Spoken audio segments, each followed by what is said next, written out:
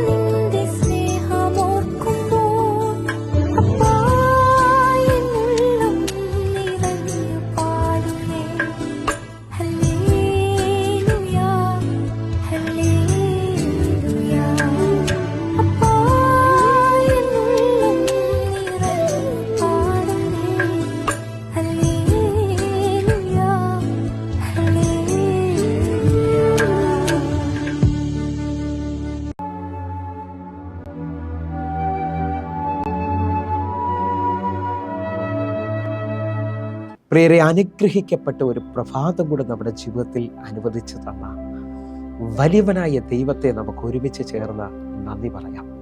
എത്ര പേർ പറയും, ഞാൻ നിന്നതല്ല, എൻ്റെ ദൈവം എന്നെ നിർത്തിയതാണ്. ഒന്നുകൂടെ പറഞ്ഞു കഴിഞ്ഞാൽ 2024 ഏപ്രിൽ മാസം 12-ാം തീയതി വരെയും എന്നെയും എൻ്റെ കുടുംബത്തെയും പ്രത്യേകിച്ച് പകർച്ചവ്യാധിയിൽ നിന്നും അനേക പ്രതികൂലത്തിൽ നിന്നും പ്രതിസന്ധിയിൽ നിന്നും കണ്ണിലെ കൃഷ്ണമണി പോലെ സൂക്ഷിക്കുകയും വിടുവിക്കുകയും ചെയ്ത വലിയവനായ ദൈവത്തിന് നന്ദി പറഞ്ഞുകൊണ്ട് ഈ പ്രഭാത ചിന്തയിലേക്ക് നമുക്ക് ഒരുമിച്ച് അടുത്തു വരാം.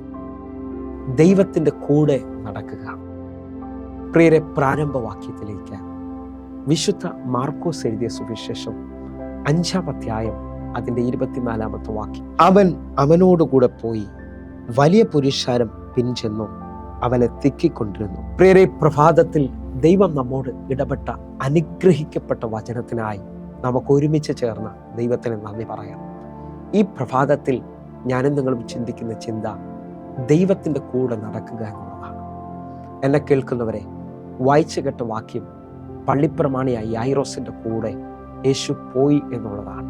അടുത്ത പദം അതിനകത്ത് കൊടുത്തിരിക്കുന്നത് പുരുഷാരം അവനോടുകൂടെ പിൻചെന്നു എന്നുള്ളതാണ്.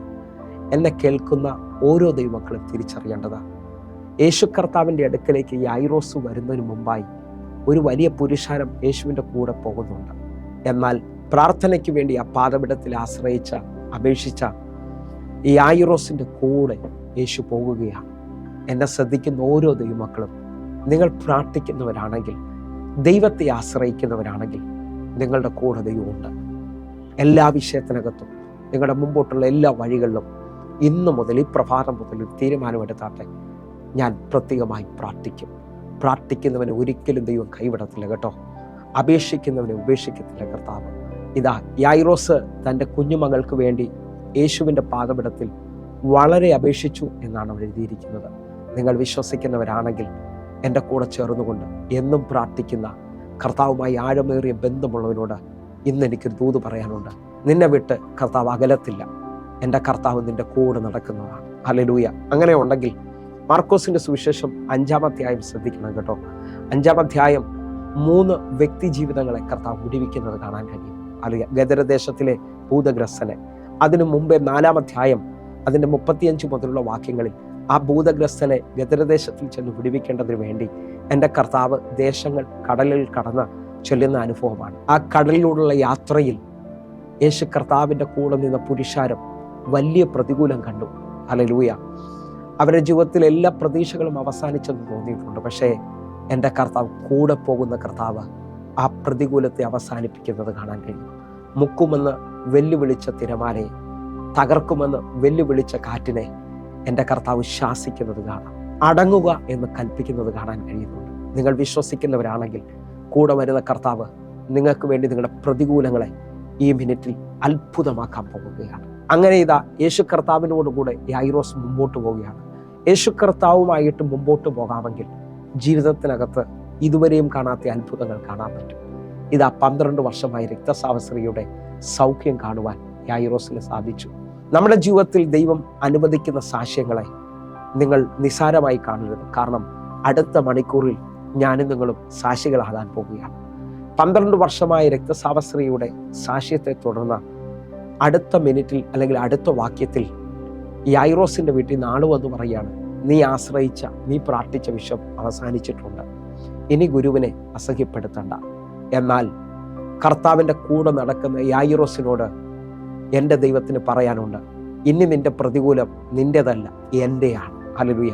ഈ പ്രഭാതത്തിൽ സ്വീകരിക്കാൻ പറ്റുന്നുണ്ടെങ്കിൽ ദൈവത്തിൻ്റെ കൂടെ നടക്കുന്ന ഓരോ ദൈവമക്കളും തിരിച്ചറിയേണ്ടത്, നിങ്ങളുടെ പ്രതികൂലം നിങ്ങളല്ല നേരിടാൻ പോകുന്നത്, എൻ്റെ കർത്താവാണ് നേരിടാൻ പോകുന്നത്. യായിറോസിൻ്റെ വീട്ടിൽ വന്ന എതിരുകൾ അവസാനിച്ചെന്നുള്ള വെല്ലുവിളികൾ എൻ്റെ കർത്താവ് ഹല്ലേലൂയ അതിനോട് മറുപടി പറയുക. 36 വാക്യത്തിൽ ആ വാക്ക് കാര്യമാക്കാതെ യേശു കർത്താവ് യായിറോസിനോട് പറയുക, ഭയപ്പെടേണ്ട, വിശ്വസിക്കുക മാത്രം ചെയ്യുക. എന്നെ ശ്രദ്ധിക്കുന്നവരെ, ജീവിതത്തിനകത്ത് ഭയപ്പാടുകൾ കൊണ്ടുവരുന്ന അവസ്ഥകളുണ്ടാകാം, പ്രതികൂലങ്ങളുണ്ടാകാം, പ്രശ്നങ്ങളുണ്ടാകാം. പക്ഷെ അതിനകത്തെല്ലാം കൂടെ നടക്കുന്ന കർത്താവ് പറയും, വിശ്വസിക്കുക മാത്രം ചെയ്യുക. നിങ്ങൾ ശ്രദ്ധിക്കാമോ? മാർക്കോസിന്റെ സുവിശേഷം 5-ാം അധ്യായം 43 വാക്യങ്ങളാണ് ഉള്ളത്. അതിനകത്ത് 22 വാക്യം മുതലാണ് യായിറോസിന്റെ വിഷയം വരുന്നത്. ഈ 22 വിഷയത്തിനകത്ത് യായിറോസ് ആശ്രയിക്കുകയും കർത്താവ് കൂടെ പോവുകയും ചെയ്യുമ്പോൾ മോശയോട് പറഞ്ഞ ഒരാഴം എൻ്റെ കർത്താവ് ഇന്ന് കേൾക്കുന്നവരോടും പറയുന്നു, എൻ്റെ സാന്നിധ്യം നിന്റെ കൂടെ പോരും, എൻ്റെ സാന്നിധ്യം നിനക്ക് സ്വസ്ഥത കൊണ്ടുവരും. സ്വസ്ഥതയില്ലാത്ത എല്ലാ മേഖലയിലും കൂടെ നടക്കുന്ന എൻ്റെ ദൈവം ലോകം തരാത്ത സമാധാനം വെളിപ്പെടുത്തുന്നവനാ, അല്ലെങ്കിൽ അത്ഭുതങ്ങളെ ചെയ്യുന്നവനാ. യായിറോസിന്റെ വീട്ടിൽ കടന്നു വന്ന യേശു ഹല്ലേലൂയ 42 വാക്യത്തിൽ കാണുന്നു, ആ വിഷയത്തെ വിസ്മയമാക്കി തീർത്തു. നിങ്ങൾ വിശ്വസിക്കാമെങ്കിൽ നിങ്ങളുടെ ജീവിതത്തിനകത്ത് കൂടെ വരുന്ന കർത്താവ് വിസ്മയങ്ങളെ കൊണ്ടുവരും. ദാവീദിനോട് ചോദിച്ചാൽ 23-ാം സങ്കീർത്തനം അതിൻ്റെ 4-ാമത്തെ വാക്യം പറയുന്നു, കൂരിരുൾ താഴ്വരയിലൂടെ ഞാൻ നടന്നാലും ഞാൻ ഒരു അനർത്ഥവും ഭയപ്പെടത്തില്ല, നീ എൻ്റെ കൂടെ ഇരിക്കുന്നുവല്ലോ. നിങ്ങൾ വിശ്വസിക്കാമെങ്കിൽ ജീവിതത്തിനകത്ത് എല്ലാ വെല്ലുവിളികളുടെ നടുവിലും എൻ്റെ കർത്താവ് ഒരു അത്ഭുതം ചെയ്യാൻ പോവുക, എൻ്റെ ദൈവം പ്രവർത്തിക്കാൻ പോവുക. അങ്ങനെ വിശ്വസിക്കുന്ന ഓരോ ദൈവമക്കളും ഇപ്പോൾ കണ്ണുകൾ അടയ്ക്കണം, പ്രാർത്ഥിക്കണം. ഞങ്ങളെ സ്നേഹിക്കുന്ന ഞങ്ങളുടെ നല്ല കർത്താവെ, അങ്ങ് കൂടെ വന്ന് ഇന്നൊരു അത്ഭുതം ചെയ്യാൻ പോകുന്നതിനായി നന്ദി, അങ്ങയുടെ കരം വെളിപ്പെടുത്താൻ പോകുന്നതിനായി നന്ദി.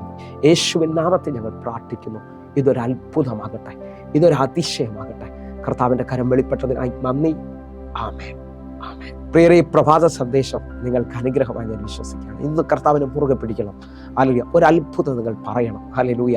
എങ്കിൽ ഈ പ്രഭാത സന്ദേശം അനുഗ്രഹമാണെങ്കിൽ നമ്മുടെ യൂട്യൂബ് ചാനൽ സബ്സ്ക്രൈബ് ചെയ്യും, ഈ ലിങ്കുകൾ നിങ്ങൾ മറ്റുള്ളവരിലേക്ക് എത്തിക്കുകയും ചെയ്യണമെന്ന് ഓർപ്പിക്കുന്നു. ഫേസ്ബുക്കിൽ മറക്കാതെ ജോയിൻ ചെയ്യണമെന്ന് ഓർപ്പിക്കുന്നു. എല്ലാ ദിവസവും വൈകിട്ട് 6 മണിക്ക് നമുക്ക് സൂമിൽ ആരാധനയുണ്ട്. നിങ്ങളെ ഞാൻ ക്ഷണിക്കുകയാണ്. കർത്താവ് നിശ്ചയമായി നിങ്ങളെ മാനിക്കും. കർത്താവിൻ്റെ കരം നിങ്ങൾ കാണും. എങ്കിൽ അടുത്ത ദിവസം കാണും വരെയും സ്വർഗത്തിലെ ദൈവം നിങ്ങളെ കാക്കുമാറാകട്ടെ. God bless you. ആമേൻ.